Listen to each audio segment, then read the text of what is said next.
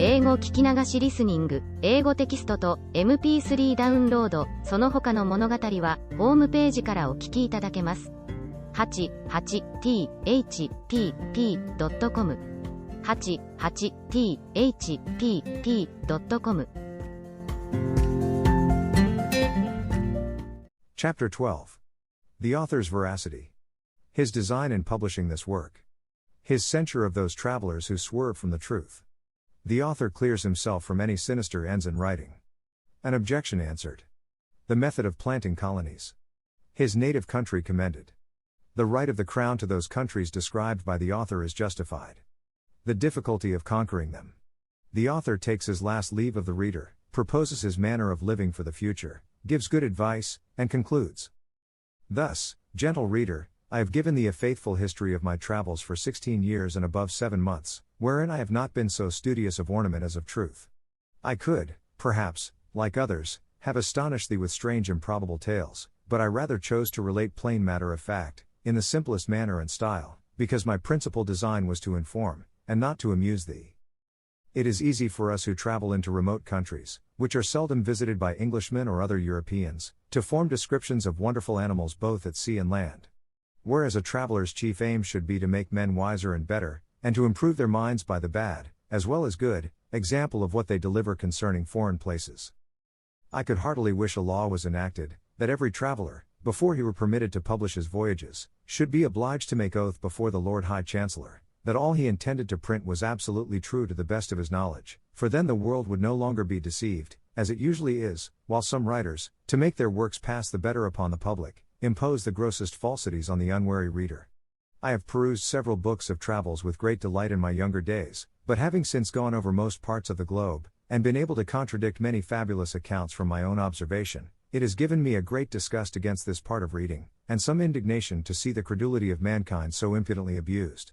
Therefore, since my acquaintance were pleased to think my poor endeavors might not be unacceptable to my country, I imposed on myself, as a maxim never to be swerved from, that I would strictly adhere to truth, neither indeed can I be ever under the least temptation to vary from it, while I retain in my mind the lectures and example of my noble master and the other illustrious Houyhnhnms of whom I had so long the honor to be an humble hearer.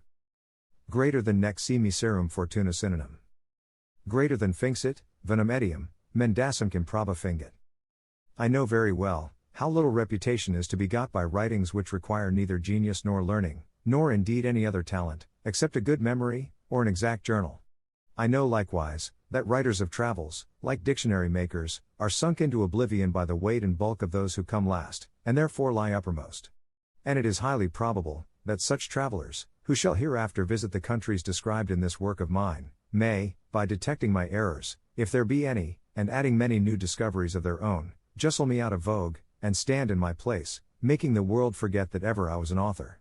This indeed would be too great a mortification, if I wrote for fame, but as my sole intention was the public good, I cannot be altogether disappointed. For who can read of the virtues I have mentioned in the glorious Houyhnhnms, without being ashamed of his own vices, when he considers himself as the reasoning, governing animal of his country? I shall say nothing of those remote nations where Yahoos preside, among which the least corrupted are the Brobdingnagians, whose wise maxims in morality and government it would be our happiness to observe. But I forbear descanting further, and rather leave the judicious reader to his own remarks and application. I am not a little pleased that this work of mine can possibly meet with no censurers, for what objections can be made against a writer, who relates only plain facts, that happened in such distant countries, where we have not the least interest, with respect either to trade or negotiations? I have carefully avoided every fault with which common writers of travels are often too justly charged. Besides, I meddle not the least with any party, but write without passion, prejudice, or ill will against any man, or number of men, whatsoever. I write for the noblest end, to inform and instruct mankind, over whom I may, without breach of modesty, pretend to some superiority, from the advantages I received by conversing so long among the most accomplished Houyhnhnms. I write without any view to profit or praise. I never suffer a word to pass that may look like reflection, or possibly give the least offense, even to those who are most ready to take it. So that I hope I may with justice pronounce myself an author perfectly blameless, against whom the tribes of answerers, considerers, observers, reflectors, detectors, remarkers, will never be able to find matter for exercising their talents. I confess, it was whispered to me, that I was bound in duty, as a subject of England, to have given in a memorial to a Secretary of State at my first coming over, because, whatever lands are discovered by a subject belong to the crown. But I doubt whether our conquests in the countries I treat of would be as easy as those of Ferdinando Cortés over the naked Americans. The Lilliputians, I think, are hardly worth the charge of a fleet and army to reduce them, and I question whether it might be prudent or safe to attempt the Brobdingnagians, or whether an English army would be much at their ease with the flying island over their heads. The Houyhnhnms indeed appear not to be so well prepared for war, a science to which they are perfect strangers, and especially against missive weapons.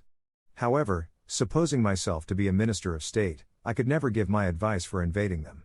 Their prudence, unanimity, unacquaintedness with fear, and their love of their country, would amply supply all defects in the military art. Imagine 20,000 of them breaking into the midst of an European army, confounding the ranks, overturning the carriages, battering the warriors' faces into mummy by terrible yerks from their hinder hoofs. For they would well deserve the character given to Augustus, recalcitrant undique tutus.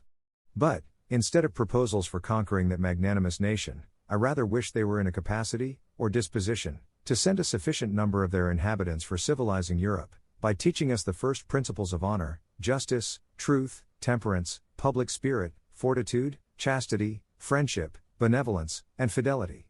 The names of all which virtues are still retained among us in most languages, and are to be met with in modern, as well as ancient authors, which I am able to assert from my own small reading. But I had another reason, which made me less forward to enlarge His Majesty's dominions by my discoveries. To say the truth, I had conceived a few scruples with relation to the distributive justice of princes upon those occasions. For instance, a crew of pirates are driven by a storm they know not whither. At length a boy discovers land from the topmast. They go on shore to rob and plunder. They see a harmless people, are entertained with kindness. They give the country a new name. They take formal possession of it for their king. They set up a rotten plank, or a stone, for a memorial. They murder 2 or 3 dozen of the natives, bring away a couple more, by force, for a sample, return home, and get their pardon. Here commences a new dominion acquired with a title by divine right.